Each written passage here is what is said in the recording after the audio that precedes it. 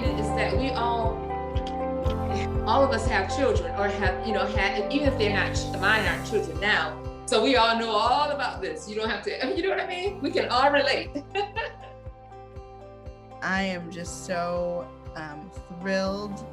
Hello, first of all. I am just so thrilled that you are part of this festival, this first festival, this inaugural festival for Black Parent Playwrights. Yes. It really means a lot to have you as part of this crew, as part of this group of Black women. The first time around, all of our finalists are Black moms. We certainly do hope that in the future we have all types of parents and caregivers, or Black dads and trans parents. But I'm just thrilled that you are part of this first group,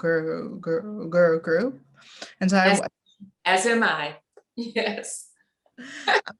So what has the process of being in this festival been like for you? Oh my God, Garlia, it's been so exciting. It's been such a positive aspect of my life. Everybody who writes, and I'm sure you can attest, when you write, you're trying to get a message out, or you're trying to express the vision that you have. And it's one thing to do it. You do it because you love it, but it's always great when somebody gets it, when they get what you're trying to say. And so when I got the email from you guys saying that I had been selected a finalist, I was just all kinds of happy. And so I thank you. I thank you so much for this opportunity and for this platform.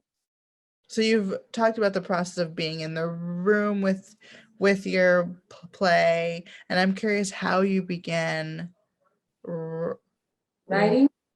Yeah. Well, actually, it started when I was really young. I used to love to just write all the time. I would write poems, I would write short stories, and it didn't start with plays. I would write skits. But one time that stands out that I really am very proud of, when I look back, I didn't realize the significance of it then. But I was in the 7th grade, I believe. Yeah, I was in the 7th grade in middle school, and they had a writing contest, the Rosa Parks writing contest. And so I submitted, and I wanted to stand out. They said to write an essay. So I wrote an essay, but I closed it out with a little bit of a skit and a poem, and just very short. But I wanted to stand out amongst everybody who submitted, because kids from all across Detroit were submitting. And I got the call, or my parents got the call, that I had won. And I wasn't sure at the time what I had won, but I was like, I won. I was really excited. And when I found out, my teacher said, I'm taking you to lunch. Now, I don't know if my parents, I got to find out if my parents were in on it, but she said I was going to lunch. And when I went to lunch, I looked into the restaurant that she took me in, and Rosa Parks was sitting at the table. And so I got a chance at a very young age to dine with Rosa Parks and my middle school teacher.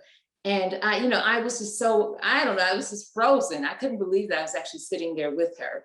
And so they said, ask her anything you want to ask her. So I asked her questions. And I think that sort of ignited something in me, that I really wanted to write. And I really wanted to continue doing that which I love, which is to pen stories, to pen, a writer's job is, to me, not just to entertain, but to evoke change, to inspire, so many things that come along with just, putting something on stage is not just entertainment, it's really a voice. So I try to be that voice whenever I can.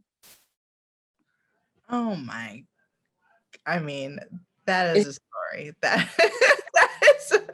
is quite the story. I think as a young child to meet an American hero, to me is this, someone that we've all looked up to, that really made change, and to just have a conversation with that person. Unreal. Yes.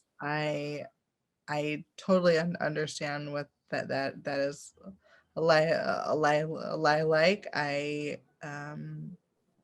will share that I met Mary Baraka, who was one of of my icons, and just a A wonderful experience. Yes.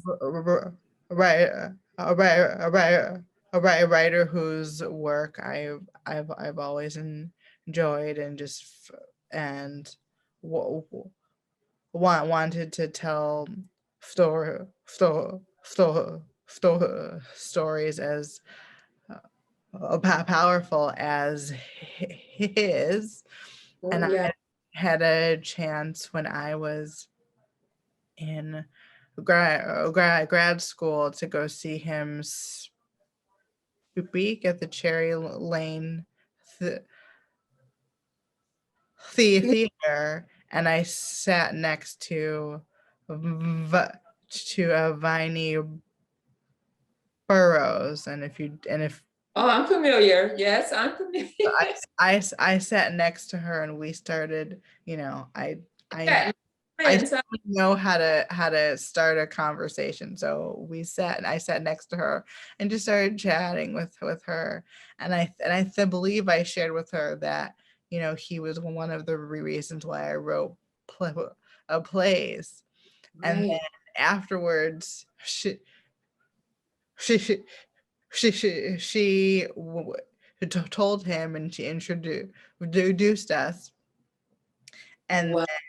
That's really wonderful. somehow I found all the three of us at the restaurant next door having dinner, and I was just like, I just You kind of had sat to yourself, there, right? Yourself. I said, and you I had just to yourself.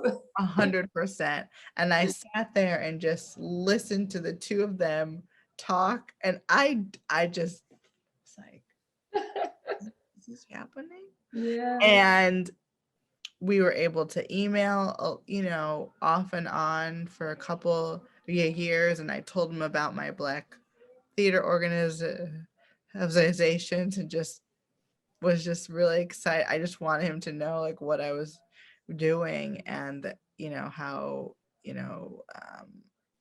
how his work had also been just Yeah. influential in mine. I It's mean, wonderful when you can come face to face with someone who you admire and who has inspired you in some, in some way, whether it's a small way or a big way. And that's what we want to do. Hopefully one day, the work that you're doing, I'm sure even now is inspiring people. And me as a writer as well, I always hope that, through my writing, I can, touch something in somebody. I always say, when you see one of my pieces, you're going to see yourself or somebody in one or more of the characters. And hopefully it will inspire something in people and something positive. That's my prayer. Yeah. yeah, no, totally. I mean, my dad has always been a very huge inspiration, and I think, Yeah. I've taken things from both of my parents. My Same here. Same Yeah, here. right. Like my dad is the theater artist and actor, Shakespeare. Uh, teacher in Detroit for many years. He taught for 60 years in total. Oh Um, my. Yeah, yeah. that's quite. Yeah. Well, but by the time this airs, he'll have turned 96. Oh, So yeah. yeah, Yeah. yes. Wow, that's wonderful. Yeah, he's living a long, and obviously he's created a legacy, and he's made, and that's the whole point. We're in this world for such a short time. If we're blessed, to make it to 80 to 100 is really, extra. Okay. So if we're so blessed, and that's not long.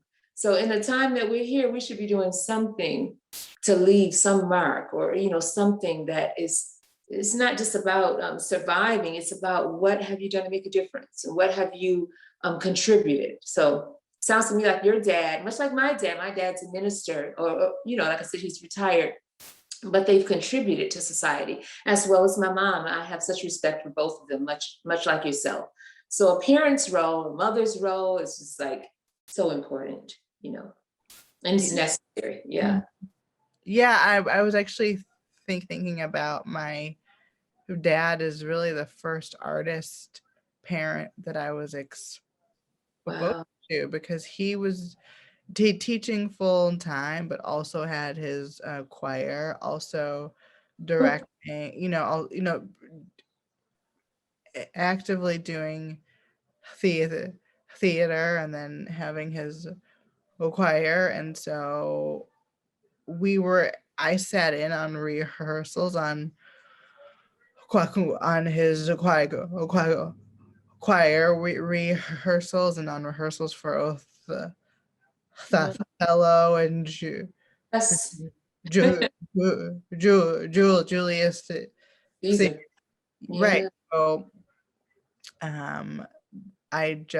I was thinking about that earlier today, when I just thinking about this festival. I'm obviously thinking a lot about parents in the art. So then thinking about, I was just exposed to seeing, his work That's early, good. and my So mom had it, a camera.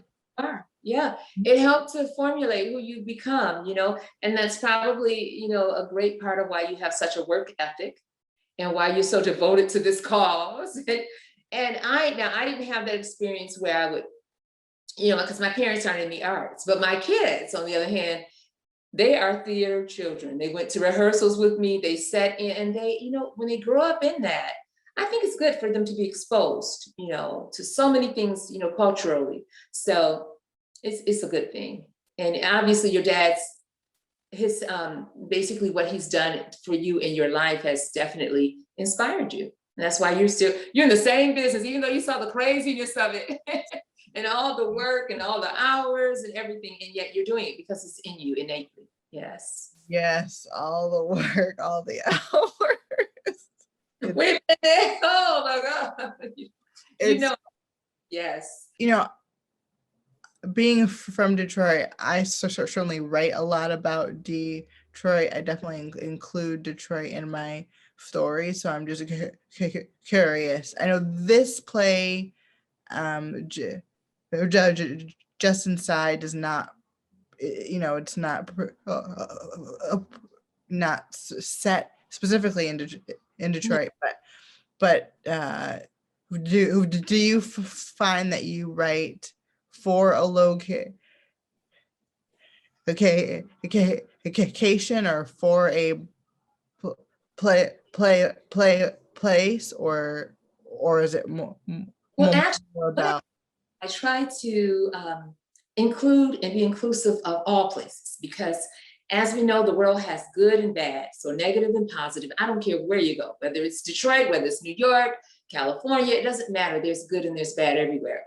As a writer, I always feel it's an honor, because we can actually make a difference and evoke change if change is needed in any area through what we write. We can inspire people.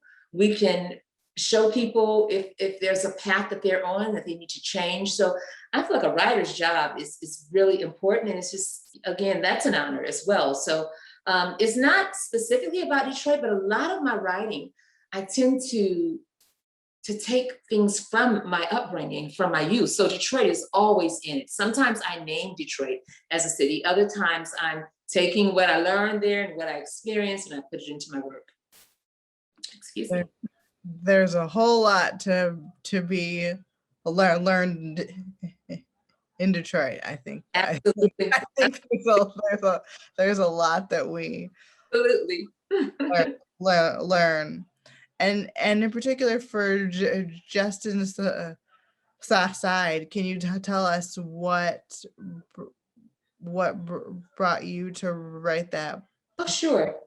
Was the piece that you're referring to, Justin's side, which I'm sure everybody just saw, who's on with us, I was inspired because, well, first of all, not only am I from Detroit, but I'm from the inner city. And I'm from an area that was and is predominantly Black. And having been from that area, people of a certain age will know what I mean when I say there was a thing called busing. And if you're not aware of what busing is, it's when they would take, a group of students, like a percentage of the students who were maybe brought up in a community that was predominantly one race. And in our case, it was Black, of course. And they would take a percentage and bus them to a neighborhood that was maybe predominantly white or predominantly Mexican, or I should say Hispanic. And so that being said, I was bused. I was a student who was bused. And having been bused, I was transferred, to another school. And I noticed that, there were a lot of great teachers. That's one thing I do want to say. No matter what you write about, whether it's the good or the bad, there's always good. So there were a lot of great teachers, a lot of wonderful students, but they say hindsight is 20/20. So in looking back as I grew older, I realized some of those teachers, not all, but a couple of them, either were racist and knew it, or they were racist and they had no idea, because just like they wanted us exposed outside of our race, some of them hadn't been exposed. So maybe they grew up with a certain environment and hearing certain things, and they didn't know what was appropriate and inappropriate, some of them. And others know, and they're just blatantly, being racist. So again, that's not the majority. That was a few of my teachers. But the thing is, when it comes to children, in our youth especially, I like to say, everything could be going great, and one thing can happen that breaks their spirit. So you don't want to come in contact with people who don't realize the error of their ways, so to speak. We have to call them out if they're doing something that is offensive or that may break the spirit of a child.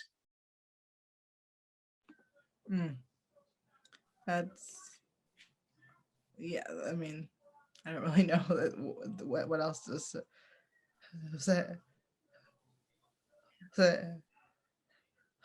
there, that is such a valuable lesson to learn.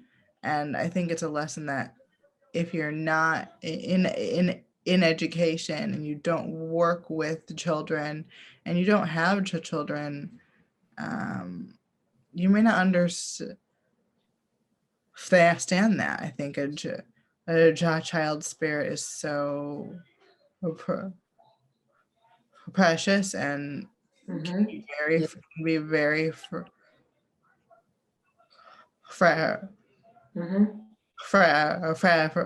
fragile. Absolutely. And innocent. They're innocent. Yeah. Yes. Well, and when we think about young Black children, often they are not allowed to be young. They are not allowed to be their age. So true. And I recall that being something that your director Ellen Valencia has talked about in rehearsal in relation to that play, right. to your play. And so I'm interested to know how being in rehearsal and hearing people read this work and expand upon it, because have you expanded the play since the festival? Have you expanded over this time? Absolutely. And that's something that, I'm sure most writers can relate to. When you put that first, piece or that first script into motion, there's always something to tweak or to add to it. And each time that I read it, I see different ways. And I always tell people, when I write it, it kind of writes itself, because I don't always know where I'm going with the script, but I know what the message is that I'm trying to get across. And once I've established what my storyline or a message is going to be, then I sit down and, I lose myself. That's the one thing, and that's something I want to say to young people, if there are any of them watching. If you want to know what your passion is, if you want to know what your gift is, it's the thing that you would do if you didn't make $1 or if you made $1 million and it doesn't feel like work. Even though you may be busy, you enjoy it. So when I'm writing, I get kind of lost. And so such is the case with Just Inside. We started off with 10 pages and then we were asked to expand that and make it into a 1-act play. And of course I did. And now it's a full play. It's a full play, Garlia. It is. It is. So you, because I've seen what we have in rehearsal, so you've expanded it beyond that too then. Absolutely. Yeah. Exciting. Well, and I think, something that really excites me about this festival is the opportunity to is the opportunity to partner with these wonderful women-led, mom-led, yes, and there are Black leaders and there are Black women in leadership at all of these theaters, and so something that feels really important is to have those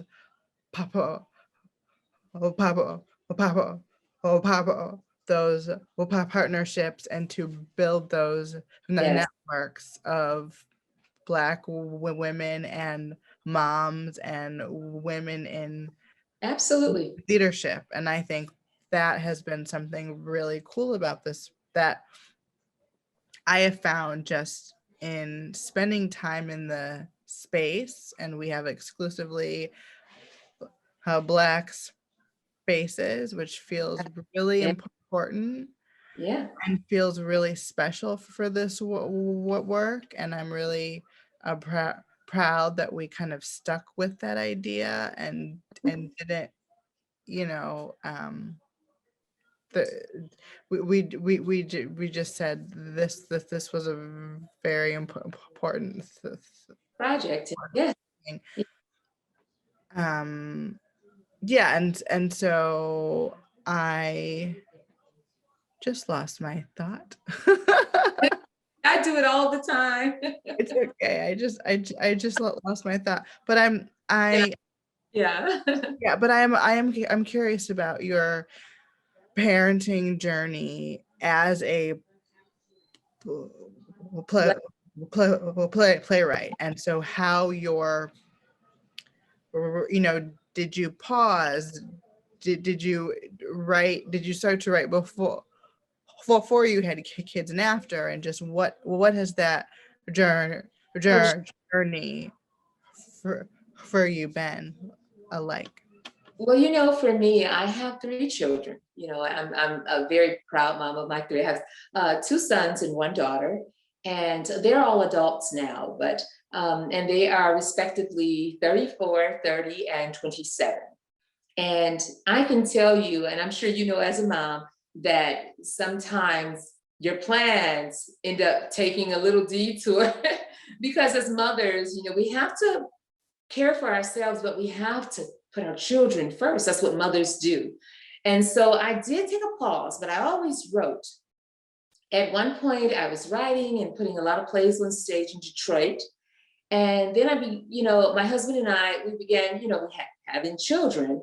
And so then I started doing fewer plays because, motherhood was calling, of course. I am widowed now. So then I took some time, because my children had to heal from that, to really, invest in them in terms of time, in terms of conversations, and really just kind of, all of us were getting through it together. That was very painful. But what happens is, like I said, if you have a gift or you have a talent and there's something in you, your life is not complete without that aspect. And in order to be, I think, a great mother or a great human being, you have to honor those things that you need to be whole. And so you ultimately will tend to go back to it. So although I took a little time off, I didn't take much. I was always, I could be somewhere in a grocery line, and while I'm waiting in line, I'm jotting down ideas for a play or synopsises. So when the time was right, I delved back into it. And so for me, that meant giving my kids some time to kind of, adjust to the change, and adjust to loss. And so I'm back. I'm writing, and I'm happy. It's what I love to do. And I think that everybody's journey is different. So we have to honor the journey that we have. And so for my journey, I think it was perfect. I spent the time that I needed for my children. I still devoted time to writing so that I would not get rusty, so to speak. And when the opportunity, became available again, I started submitting and doing it again because it's what I love. Yeah. That is really, it's really powerful to hear that you were able to take that time and pause. And I just want to say that I'm so sorry for your loss. And Right. I know that oftentimes we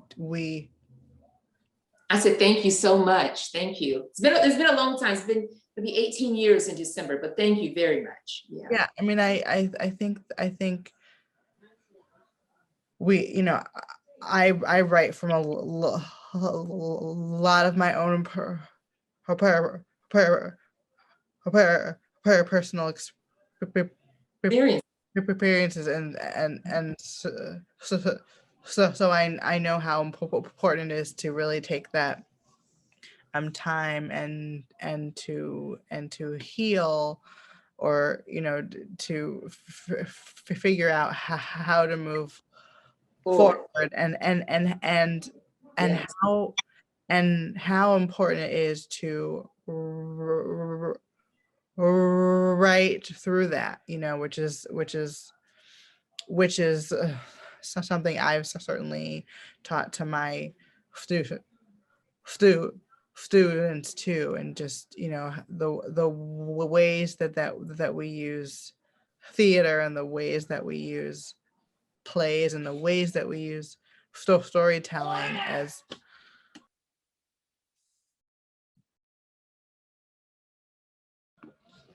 and the ways that we use storytelling is something that is very Cathartic.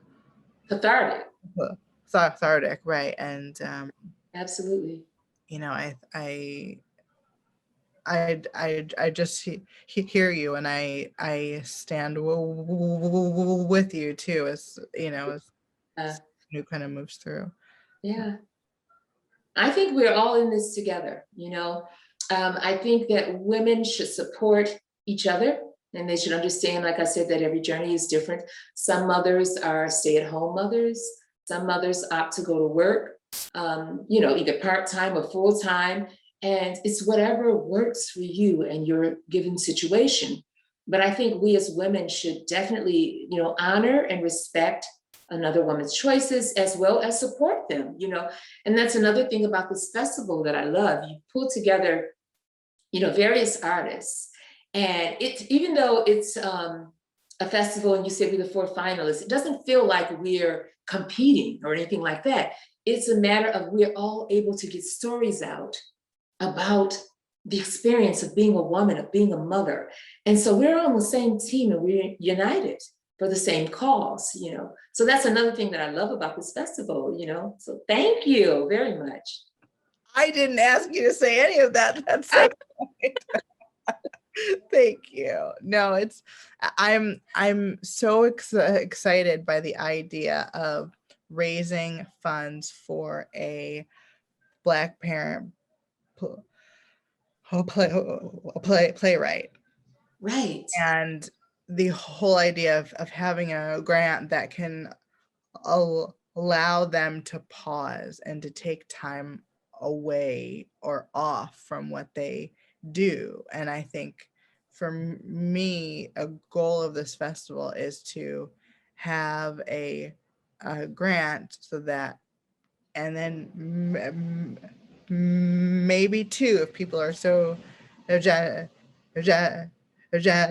but a grant for a Black Parent Playwright, so Right. that there is a, yeah. Oh, you're so sweet. My son would like everyone to know that these are Legos, and he, Oh, wow. He didn't make that. yes, he did. I don't blame him. I am so impressed. That is awesome. They are Oh, all reminds me, my oldest son used to love Legos like that, but I don't think he ever did anything quite that great. loves them. That's so awesome. They look real flowers. They do look like real flowers. No, it's okay because it's closed. It's closed though. The one they look like, see, look, it's They look like real flowers. That's beautiful. set. Very It's part of my set. There it is. You can't even tell. Yeah. I was saying something. Oh, I was well, so the part of this festival, a big part of this festival is also to raise funds, right? And so the support that a parent artist needs is a little bit different because there's childcare built into that. Yes. So the idea of saying, I want to give a parent artist support, I want to give them enough support that they can take time away, as I said. And that also means that they're not just taking time away, because then when you have time off or time away, your kids are like, let's play. No, it's not just that. It's like having childcare for them, and whatever age that means something else, but for each age it's something else, right? But having resources to that go towards that, so that you can then focus, you can build a schedule so that you can pick them up and all those things, but you have your mornings, afternoons, evenings, whatever, however you schedule your time, you have that time. And so that is a big goal, is to build this grant for the important. I have a grandson now, so I keep my grandson once a week, and I look forward to to doing it. But I teach him and I read to him, and when I do that, it's a reminder to me of all the work and all the effort. And although it's work that I love, it's a lot of work. When it comes to children, it's not. If you are a good mother, and a good mother is just one who loves her children and wants the best for them and does her best for them. And so, even with my grandson, I don't want him to come over ever and just throw him in front of a television set. So when he comes, we talk about, alphabets, and we talk about the alphabets, the numbers, and we talk about colors. He's only a year and a half, but it's important. It's important to be able to have some time to devote to children, as well as some time for yourself to do the things that make you whole, bring you joy. It could be as simple as going to a coffee house. And see, this is for me, because I've never been a party or anything, Garlia. So my idea of a great time is to go to a coffee house and have a cup of black tea, take my laptop, sit there with no agenda and no time, and just write and enjoy, or read. It's just a beautiful thing. We don't always get that between work and this and, yeah. So it's great what you're doing. We do not. Thank you. And no, we do not always get that. I recall those times in my early, I think, college and things, when I did go, and I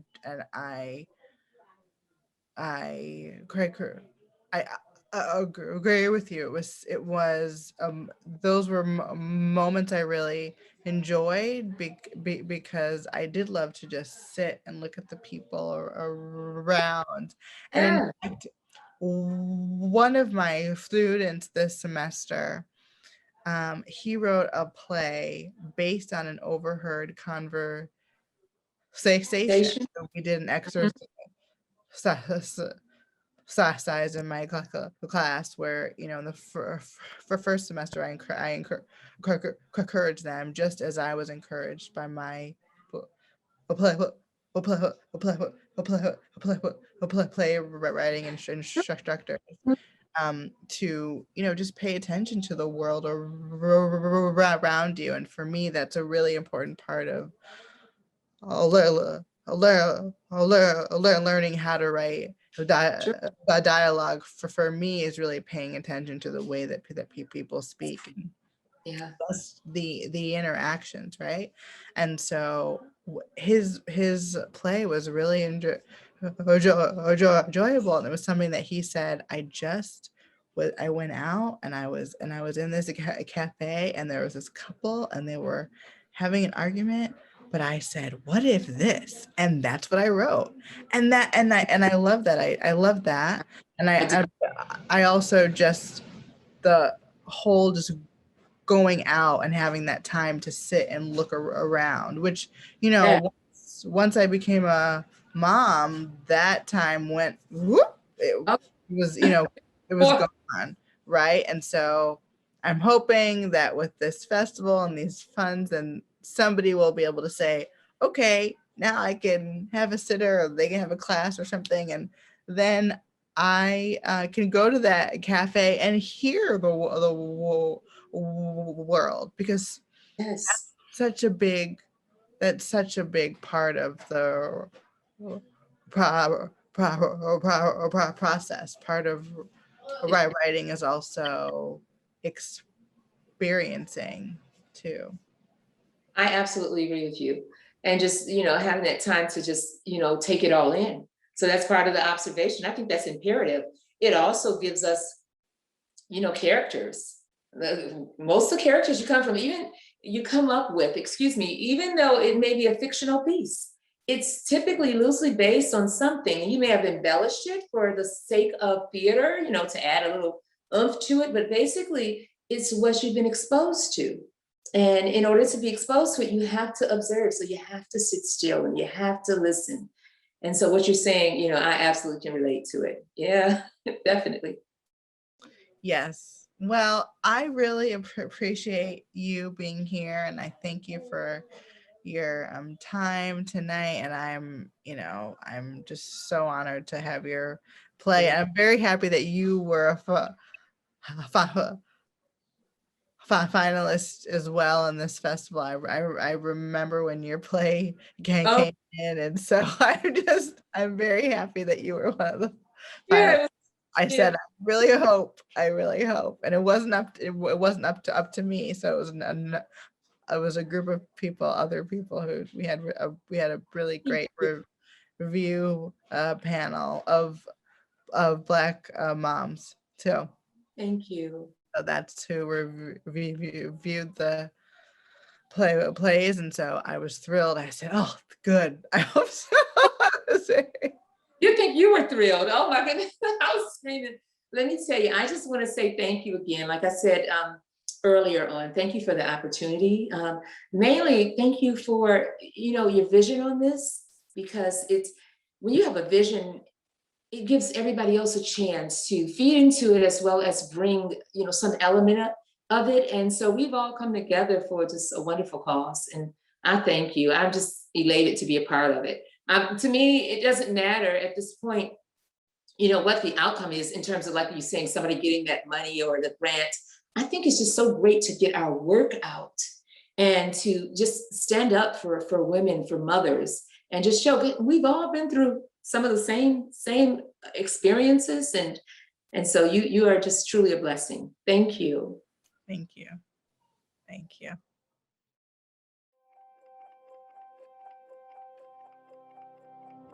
I'm writing plays when I'm supposed to be asleep. In my head, I'm doing blocking sometimes. In my head, I'm creating a character. So it's 24 hours, really. Even though No, it is. It is. And when you combine that with, parenting, it's like, where do you find those moments? When do you find the time? All of those things. And indeed. That's what brought us here today for this festival. Good. And I'm glad it all came together the way it should. Came full circle. It did. Well, I am so grateful that you were in this festival. So And am just to say, I was just thrilled to see your name pop up after your mission. So when our review committee, included you, I was like, yes, because I remember. Oh my gosh, yes. I had such a hard time getting in, so it made my day. You don't even know. I was trying and I didn't even tell you all the stuff. And I know we're gonna tie it up, but I can tell you now. The Wi-Fi on my apartment went out. So I was taking an Uber to Staples, which wasn't near me. And then I get to Staples, and that was something about their computer wasn't connecting with the, so I was going through so much trying to get it in, and eventually, I can't remember who the young lady was that helped me. I took pictures of the screen just to make sure that you guys knew that I really had finished by the deadline. After I did all that, I sent it to her. She was so kind, whoever she was. And then, of course, she got it to you or whatever. And then she told me, we're extending the deadline. I said, oh, thank God. So that was the founder of PAAL, Rachel Spencer. So yes, because she definitely reached out to me, and I think I already had your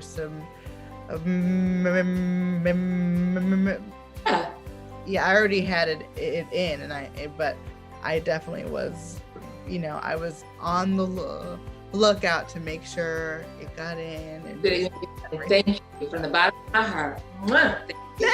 And you're here. And here I am. Look what happened. It was yes. meant to be.